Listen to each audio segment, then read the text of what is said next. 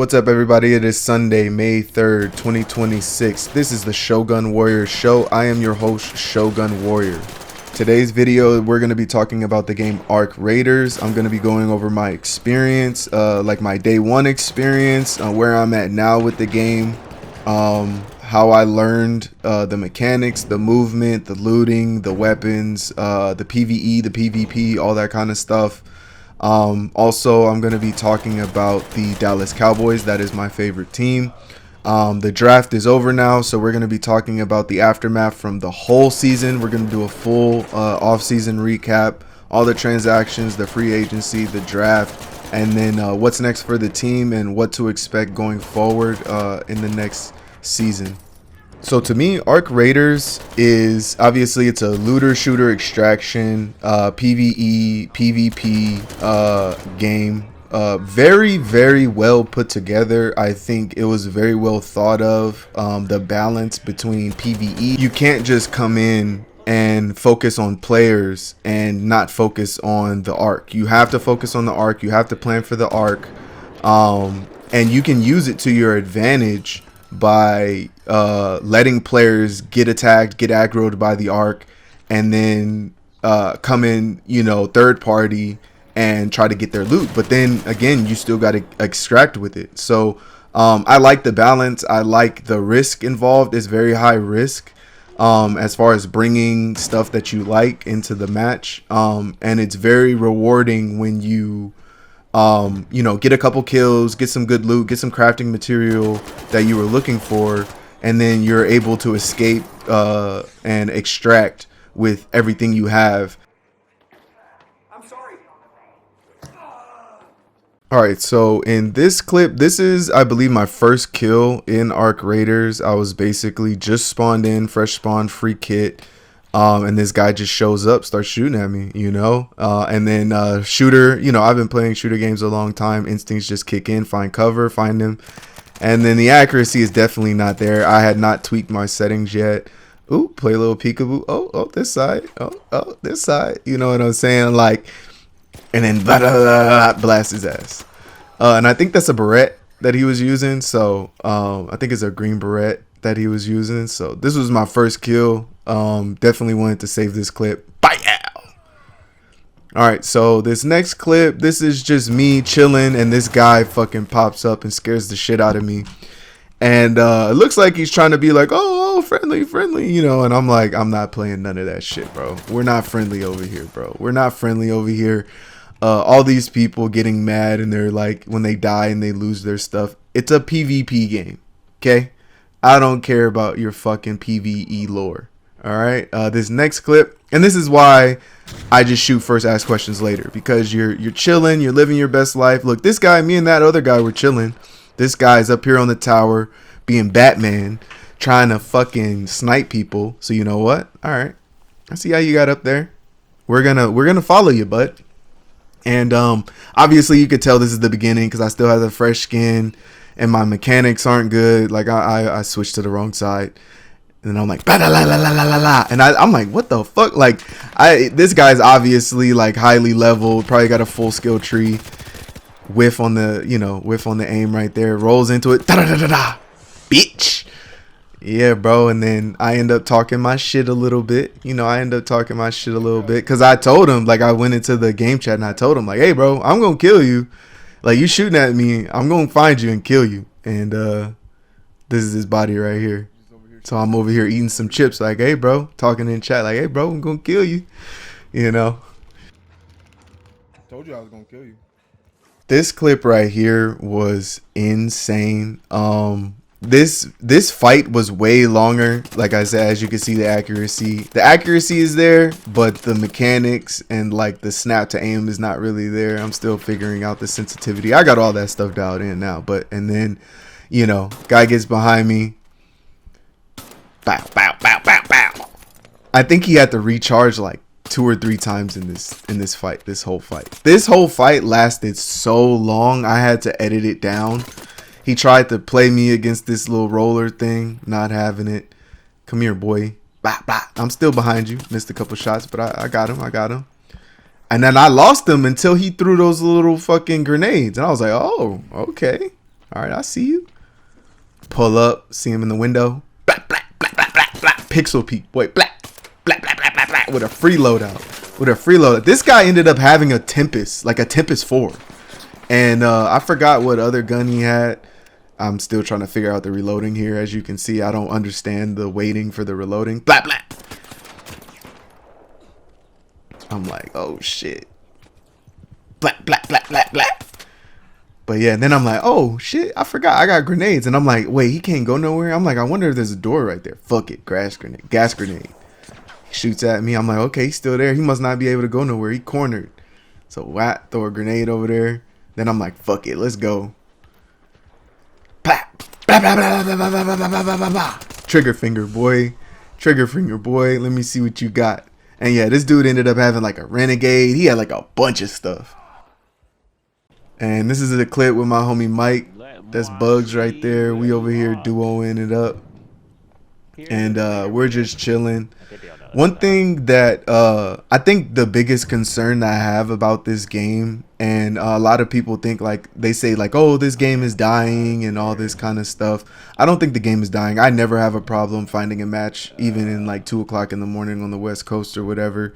A lot of people are playing it. A lot of people take it very, like, when you kill somebody that's, you know, gooped up, as people like to say, they're very, very mad about it. You know what I'm saying? There's other games that are completely dead.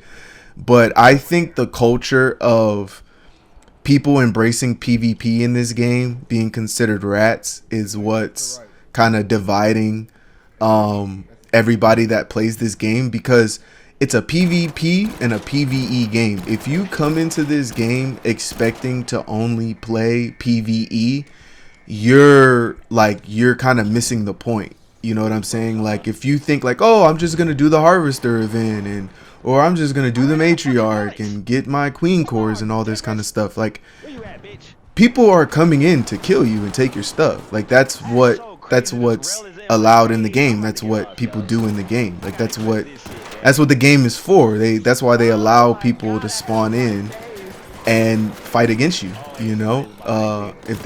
You know, and I think the same thing kind of happened with Fallout 76.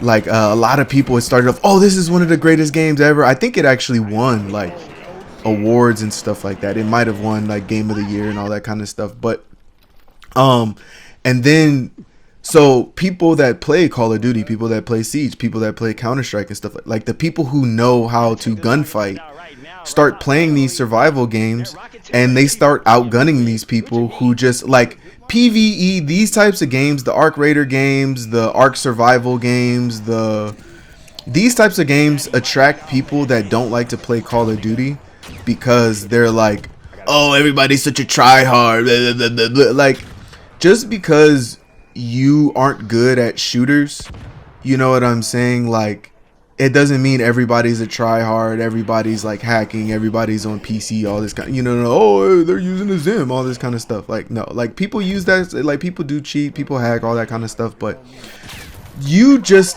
don't have good aim. So what you saw with games like Destiny, games like Fallout 76, these supposedly, like, these games that marketed to PvE people, like people that don't like to, you know, they don't like PvP games. So they like these PvE games where they can play with their buddies in the game, and you know what I'm saying, but they can just all be friendly. People that play shooter games, play Call of Duty, play Siege and stuff, they're going to gravitate to these games, and they're going to take them over because they're better at combat. You know what I'm saying? And that's just the thing. And so, like with Fallout 76, with Destiny, the people who started playing because of the PvE element stopped playing, because they say, their argument is like, everybody's just trying to kill each other. You know what I'm saying? As opposed to, you know, in Fallout 76, it was the same thing. Like, oh, the game was great. And then you started hearing people complain once a lot of the combat, like the shooter players started going over there, and they're like, oh, this game is good. Just because the game turns into more PvP focus doesn't mean the game's not good.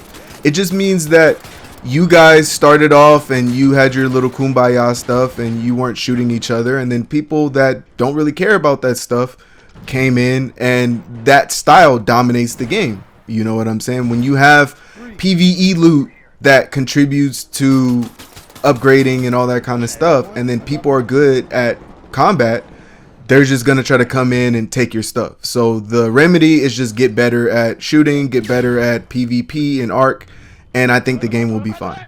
All right, so the off season for the Dallas Cowboys has been interesting to say the least. Definitely the most active that I've seen Jerry and Steven in the last couple of years. Obviously we're in like a win now scenario.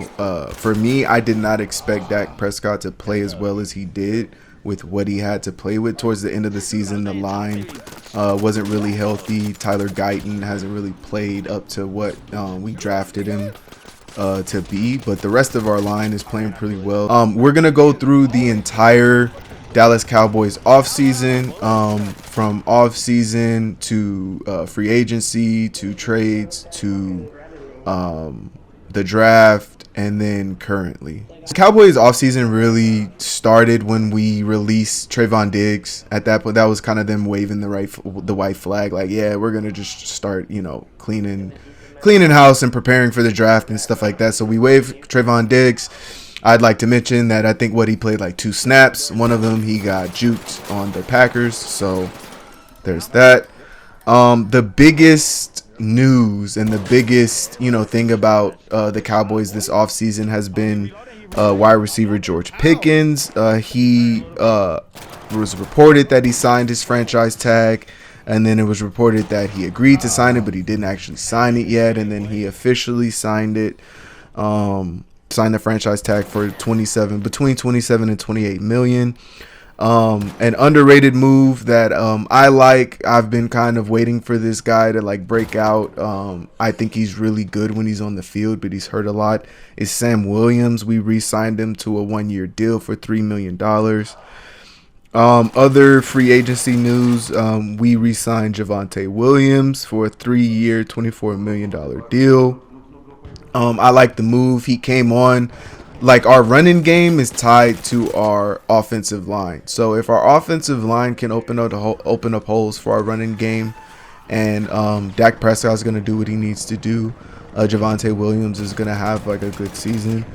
We signed safety Jalen Thompson to a 3-year, $33 through $36 million deal. I assume he can make 36 with incentives.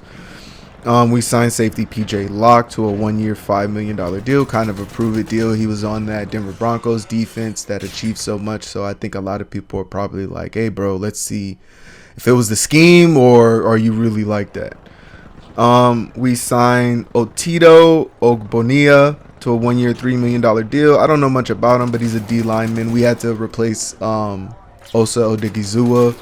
We'll get to that in a sec. It says we signed Sam Howell to a 1-year deal. I'm not sure, but I think I seen that. But and then we got Kobe Durant to a 1-year, $5.5 million deal.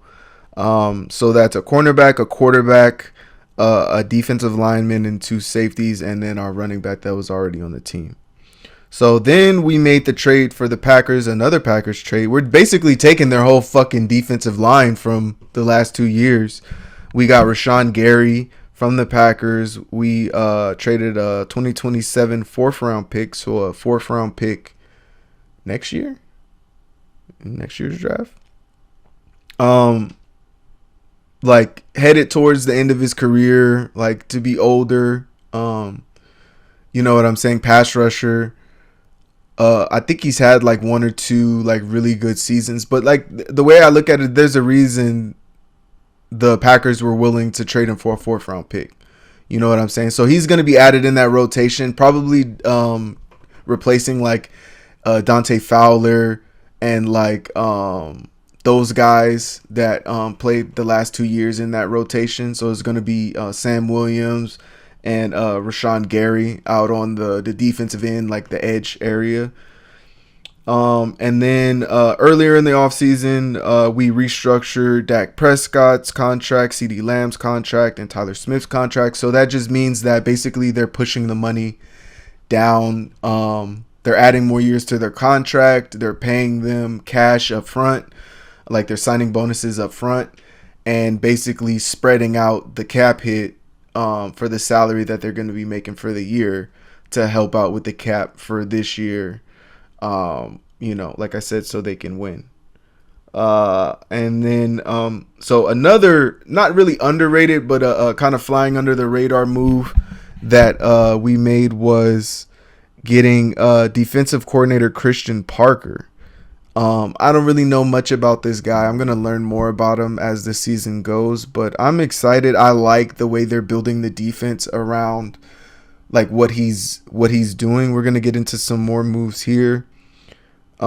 We also traded a 4th round pick for linebacker D Winters from the 49ers.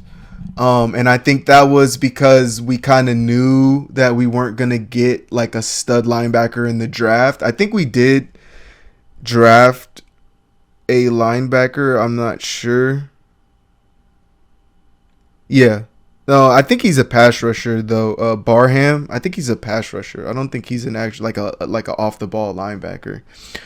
So we now have D Winters to kind of that what was that white guy that we had there, and then he's gonna probably play on the weak side next to Overshown. But I like how they're constructing the defense around fast on the back end, man corner, kind of like long athletic corners and safeties, and like kind of like a rotation safety because we still have Malik Hooker, and then now we're adding Caleb Downs in. So it's going to be like this rotation of like nickel safeties, dime safeties, you know what I'm saying? Matched in with Deron Bland playing on the outside, probably going to play a lot of man on the outside or whatever. And then just having dogs rotate in on the defensive line. And then, we need linebackers that are going to challenge these offensive linemen and, you know what I'm saying, plug up these holes so we don't get the ball ran on us while we're trying to cover the passing game. So, obviously, I've already mentioned it. We traded up with the Dolphins to pick 11. And it says we additional trade for pick 23 from the Eagles. I didn't know we traded up again. But so we get pick 11. We get Caleb Downs. Obviously, Ohio State. Everybody talks about how he was a Hall of Famer as soon as he walked in the building. So at Ohio State. So we'll see. I'm excited about that move. And then we got Malachi Lawrence at the end of the first round at pick 23. And another Lawrence. So we had DeMarcus Ware, who we traded from Troy. Well, not traded, but drafted from Troy, becomes a Hall of Famer.